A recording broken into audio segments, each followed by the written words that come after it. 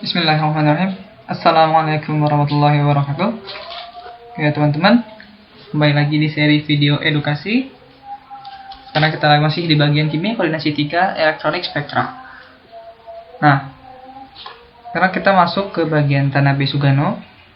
Itu bagaimana menggunakan diagram Tanabe-Sugano untuk menghitung delta O oktaedral beberapa transition state. Tapi sebelumnya kita akan bahas dulu apa yang namanya spin orbit coupling.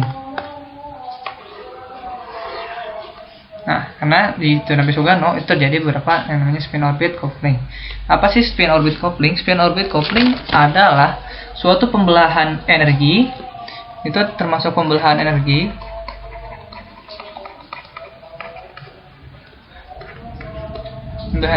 yang terjadi pada ground state, pembelahan energi GS, ground state. Atau bisa juga tidak terjadi pada ground state. Biasanya yang sering yang terbelah itu adalah ground state. Nah, misal tadi di video sebelumnya kita tahu ada 2S plus 1, yang ini disebut multiplicitas.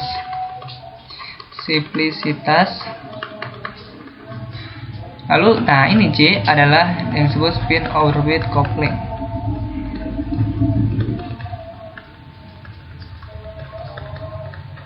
Rumus spin orbit coupling adalah L tambah S, L tambah X min 1 sampai maksimum di L min S.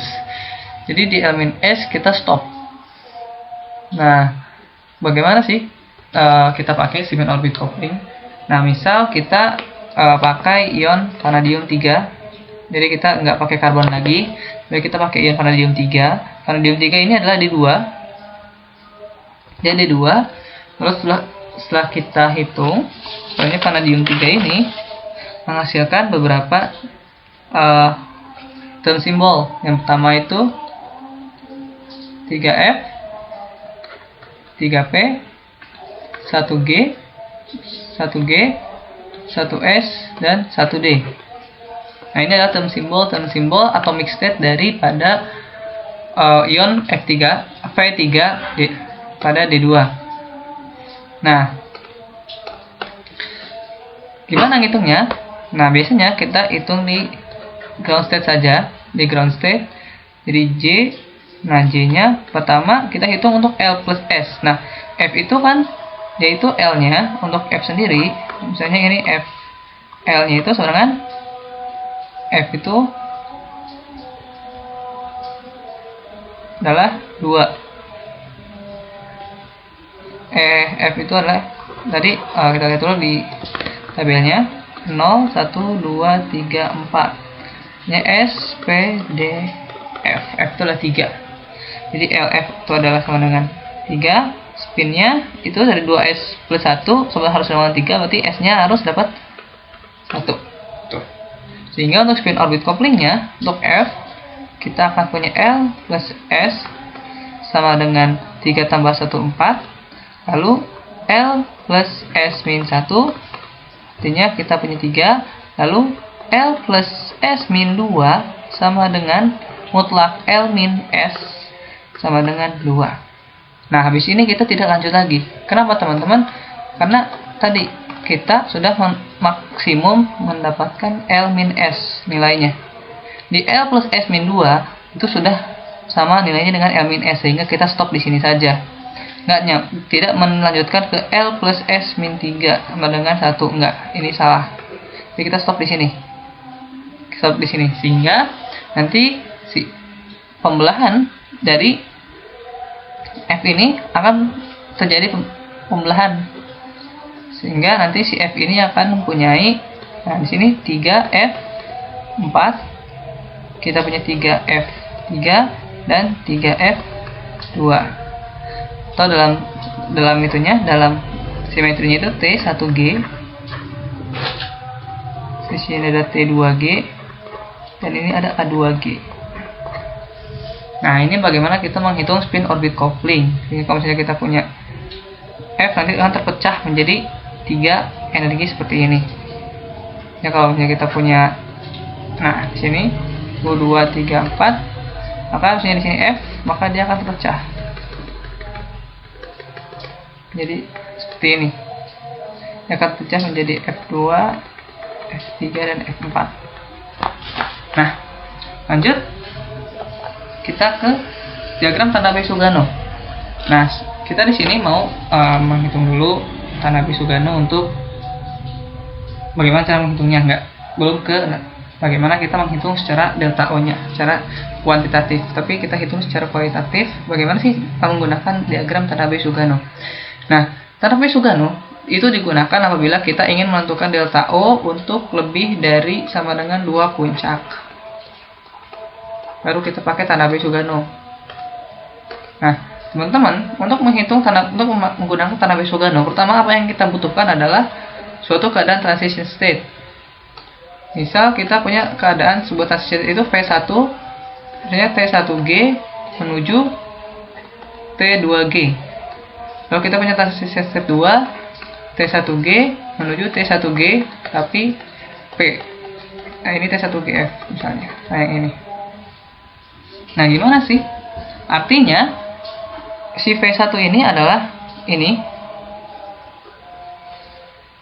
V1 misalnya dari T1G ke T2G, sehingga nilainya akan seperti ini. Nah, ini adalah V1. Ada loncatan dari T1G ke T2G. Lalu kita akan punya V2, yaitu loncatan dari T1G ke sini. Nah, loncatan dari sini, dari titik sini ke sini, dari titik sini ke sini. Sehingga untuk menghitung, nanti kalau misalnya dari Tanabe-Sugano kita akan dapat, nah misalnya kita punya suatu X nih. Kita punya suatu X, ini X delta O per B. Misalnya satu nilai di sini X1, jadi di sini kita punya X1. Maka kita akan punya padanannya. Misal di sini adalah V1. Nah, V1 kita isi dengan nilai E-nya, nilai E. Di sini kan ada E per B. Nah, maka kita isi ini dengan misalnya nilai suatu E1. Lalu kita punya nilai, misal kita punya nilai V2. Maka nanti kita isi ini dengan nilai E2. Lalu kita akan punya V2 dibagi V1. Nah, tentunya kita akan punya yang namanya penilaian tadi. Di sini kita punya E1, lalu kita di sebelah sini punya E2.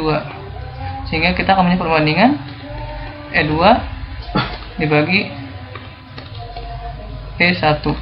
Nah, nanti biasanya di soal kita akan diberikan suatu nilai V1 dan V2 yang diketahui, sehingga kita akan punya perbandingan V2 per V1 yang pasti. Misalnya kita punya V2 per V1 yang pasti dari soal. Ya, V2 per V1, V2 nya misalnya sekian cm-1 per sekian cm-1, sehingga kita punya suatu perbandingan. Ini nilainya A. Nah, nanti kita akan terus menghitung X2, X3 untuk mendapatkan E lagi. Di sini E1 yang lain, misalnya ini E12, ini E13, ini E14, terus ini juga E21, misalnya ini E22, E23, dan sampai perbandingan ini, perbandingan sebelah sini itu mendekati atau mirip dengan ini, nilai perbandingan yang didapatkan dari soal yang diberikan. Itu teman-teman, itu bagaimana nanti menghitungnya. Setelah itu kita akan bisa mencari delta O dari suatu spektrum setelah beberapa rumus yang digunakan. Nanti setelah itu kita akan dapat B. Setelah dapat B, kita akan bisa hitung delta O adalah B dikali misalnya X1. X ketika dia, yang di sini X3, X ketika dia A, di sini sama dengan yang di sini. Maka X3 kan dari delta O akan sama dengan B yang kita dapat nanti dari perbandingan ini. Dan kita dapat X3 sehingga kita bisa menghitung delta O sama dengan B dikali X3. Oke, itu cukup dulu. Kita akan lanjutkan nanti dengan latihan soal bagaimana kita langsung menerapkannya pada diagram tangga kesukaan.